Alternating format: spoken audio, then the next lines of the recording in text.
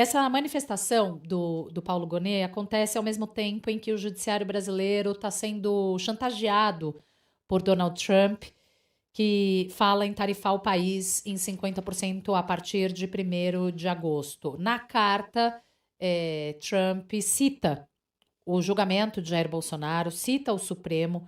Além disso, o ministro Luiz Roberto Barroso, acho que a gente pode entender como uma resposta, enviou uma carta ao governo americano de forma bem didática, explicando o que ocorre nesse momento no Brasil, explicando o nosso rito legal, como é que funciona a divisão de poderes, como é que as instituições trabalham por aqui.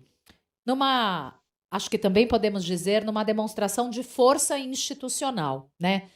Como é que isso chega ao Supremo Tribunal Federal, essa ameaça de Trump? Tem alguma influência? Por outro lado, os acusados de golpe, te pergunto, têm planejado as suas ações de acordo com os prazos legais desse julgamento, aqui e nos Estados Unidos? Porque a gente sabe que Eduardo Bolsonaro abriu mão do mandato para o qual foi eleito para estar nos Estados Unidos agora, ao lado, nessa queda de braço, ao lado do presidente dos Estados Unidos, contra as instituições brasileiras. Eu estou falando de timing, Heloísa. Importa nesse momento? Bom, timing é quase tudo, né? No judiciário e também na política. Não sei se eles tinham uma clareza muito grande ou mesmo controle sobre o momento em que Trump faria essa chantagem, como você muito bem colocou, mas ela veio num pior momento possível, né? Às vésperas da entrega de alegações finais, que, querendo ou não, corroboram a gravidade de tudo que aconteceu, a objetividade da persecução penal, o robusto acervo probatório. Então, ela vem, e de certa maneira, dias depois, já é completamente desconstruída por um documento de mais de 500 páginas, muito robusto, muito sereno, muito técnico, indicando toda essa prática criminosa. Então, se houve um planejamento de timing, acho que ele foi bem mal pensado e executado. Agora, o que a gente está vendo, né, é que, querendo ou não, né, Eduardo Bolsonaro, acho que tem procurado agir diante da iminência de um julgamento.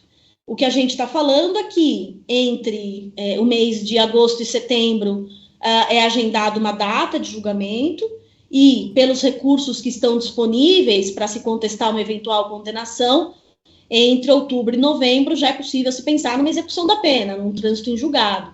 Então, de fato, o tempo está bastante desfavorável a Jair Bolsonaro, e a gente pode falar, tendo em vista, né, a possibilidade de uma condenação, de uma execução da pena ser iniciada ainda esse ano. Acho que por isso esses atropelos. Mas a proximidade dessa chantagem com o prazo de entrega das alegações finais da Procuradoria-Geral da República, me parece que desidratou essa chantagem, não, né, que ela já não tivesse perdido tração diante do absurdo que se apresentou como uma violação da soberania, mas ela perdeu tração no seu mérito, né, em falar que há uma perseguição, uma caça às bruxas, que quando a gente lê as alegações finais, e qualquer um pode ler, né, um documento que está público, a gente percebe o tamanho da investigação e do trabalho que as instituições do sistema de justiça tiveram para desvendar os fatos, né, e isso agora que vai a julgamento. Heloísa, você acredita que Jair Bolsonaro apresente algum risco de fuga diante da óbvia continuidade do funcionamento das nossas instituições e, portanto, do desenrolar do processo? Pode-se esperar uma tentativa de fuga de Jair Bolsonaro, ao exemplo do que fez Carla Zambelli, por exemplo? E uma vez identificado esse risco, o que é que pode ser feito?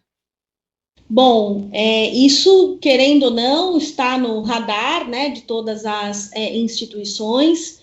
Não há nenhuma prova ou indício até o momento nos autos de que haja um plano de fuga já imaginado, organizado ou colocado em prática, mas se essas informações chegarem à Procuradoria-Geral da República, a gente estará diante da possibilidade de uma prisão cautelar que é justamente para assegurar a possibilidade de aplicação da lei penal até o final do julgamento.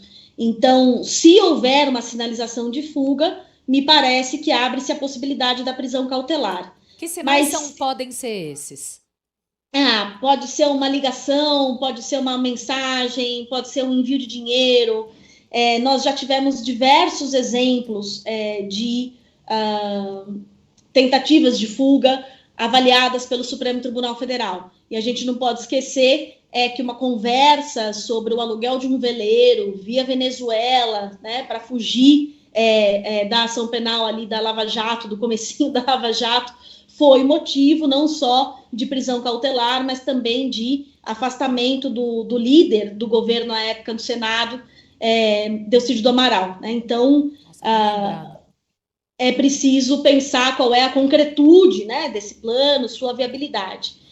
Mas eu acho que vale a pena mencionar que o Supremo deve evitar uma prisão antes da condenação, pelo caráter, querendo ou não, de combustível político que esse julgamento tem. É muito mais legítimo que se dê a prisão por uma execução da pena do que, eventualmente, por uma antecipação cautelar. Mas a legislação permite que, se houver uma possibilidade de fuga, que a prisão cautelar seja aplicada.